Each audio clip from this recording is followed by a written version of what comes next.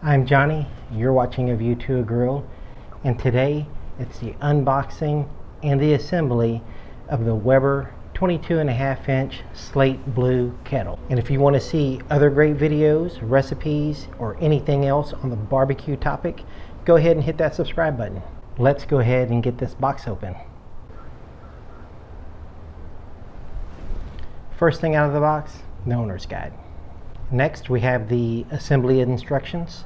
And then finally, a little brochure on some more stuff you can buy for your Master Touch. You have two Weber baskets, the lid, and the first look at the color. We have the ash catcher shroud and the ash catcher bowl itself, the bowl of the Weber kettle, and underneath that is the second tier rack. Two wheels, the bottom rack of the Weber kettle, the legs, and all the interior rack. And finally, the lid bell wire. Now I like to use some of the cardboard out of the box to use as a floor cover so that I won't get any scratches on the Weber kettle itself. After inspecting the Weber kettle, I think the biggest flaw came inside of the ash catcher, where maybe there was a little bit of overspray that caused a paint run, and in this section you can actually see through the black paint. But since it's inside the ash catcher, I'm not really worried about that because it's going to get kind of beat up in there anyway.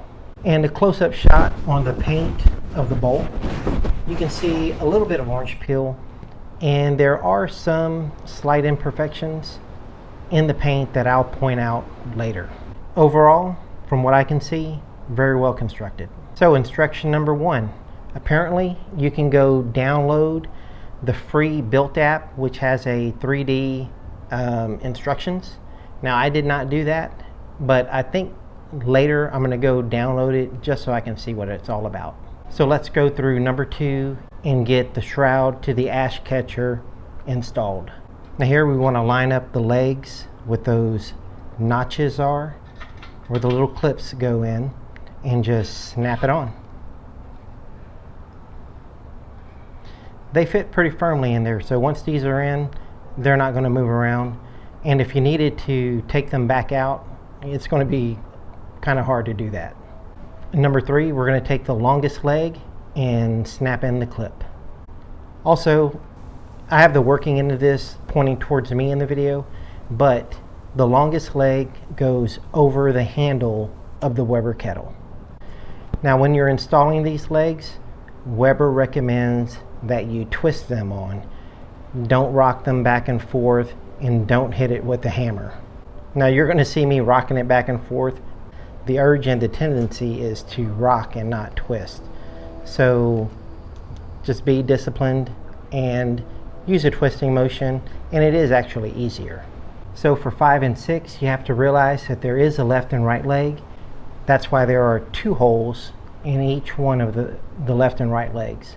So just make sure that you snap the little clip in the proper hole. You want to insert one leg at a time, one left or right leg at a time. It doesn't matter which one you do first. Leave the other one off because that's going to help making installing the bottom rack of the Weber kettle a whole lot easier. So for the bottom rack of the Weber kettle, you're going to have to use this spin twist move in order to get that hook set in the hole. Once you have it in, just insert the rod into the leg, install the other leg, and insert the other end into the other leg. Now it's time to install the wheels. I'm going to go ahead and put the rubber stopper in on the front leg. Grab the 2 round clips for each one of the wheels, and you're going to need a hammer to tap them in place. Grab the 2 hubcaps and then just snap them into place. Once you have those installed, go ahead and flip it over. Now let's go ahead and install the lid bell. These 2 go on the outside of the Weber kettle, and the main piece of flat iron there just sits on top of that little notch of the smaller piece of flat iron. Now I got a little bit ahead of myself, and I put the ash catcher on while it was still turned over. But if you didn't and you're going strictly by the instructions, go ahead and install that now. Also, let's go ahead and get all the racks in both baskets. First is the bottom rack. Now the two baskets. We'll go ahead and get the top rack in and the second tier rack.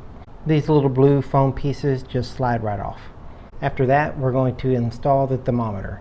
The thermometer has a base and then the main thermometer, and it's all held together by a wing nut. So we'll go ahead and slide the base in, put the thermometer right on top of that, and then fasten it together with the wing nut. We'll go ahead and put on the top handle. As you can see, the heat deflector is already attached.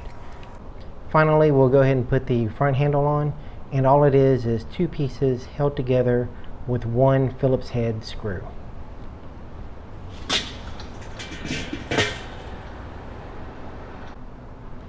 And there you have it.